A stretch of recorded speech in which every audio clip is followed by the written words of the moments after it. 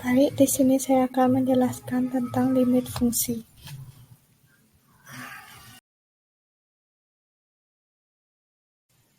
Oleh Dewa Ayu Sri Ariputri, NIM 202021060002, Prodi Matematika.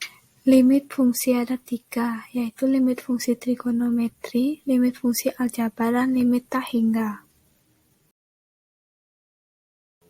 Yang pertama, limit fungsi trigonometri.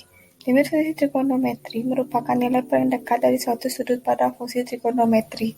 Terdapat dua teorema yang menjadi dasar dari limit fungsi trigonometri. Teorema 1 hanya berlaku pada saat X menjadi 0. Kalian bisa melihat pada gambar.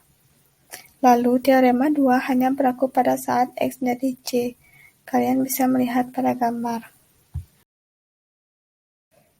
Limit fungsi aljabar. Limit menjelaskan suatu fungsi jika batas tertentu didekati. Mengapa harus didekati? Karena suatu fungsi biasanya tidak terdefinisi pada titik-titik tertentu. Cara mencari nilai limit fungsi aljabar. Yang pertama, substitusi, yaitu dengan mengganti pengubah dan mendekati nilai tertentu dengan fungsi aljabar. Yang kedua, pemfaktoran, yaitu dengan menentukan faktor persekutuan antara pembilangan dan penyebutnya.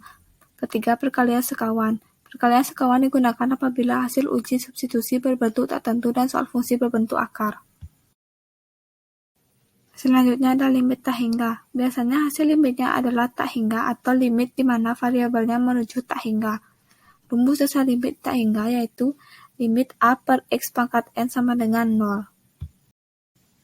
Cara cepat mencari limit tak hingga. Jika M lebih kecil dari N, maka hasilnya 0. Jika M sama dengan N, maka hasilnya A per P. Dan jika M lebih besar dari N, maka hasilnya tak hingga. Baik, sekian dari saya. Terima kasih.